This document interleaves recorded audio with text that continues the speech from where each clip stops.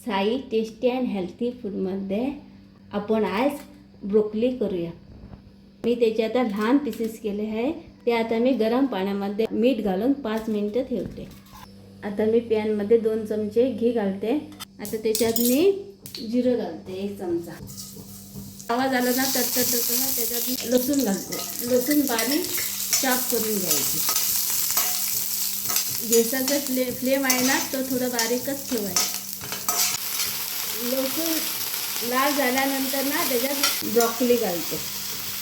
Spoon भाजलेलं जिरा powder, half teaspoon कोथिंबीर पावडर आणि 1 टीस्पून आमचूर powder means dry mango powder, full चमचा भाजलेला बेसन पीठ आणि ते चांगलं मिसळून घ्यायचं। हाफ चमचा लाल तिखट आणि त्याच्यात मी थोडंसं पाणी घालून 5 मिनिटं झाकून शिजवायला ठेवते। त्याच्यात थोडंसं मीठ घालते आणि चांगलं परतून 5 मिनिटं झाकून ठेवते। इकडे चांगलं शिजले आहे। आता मी ती प्लेटमध्ये काढून दाखवते। ब्रोकोली रेडी आहे।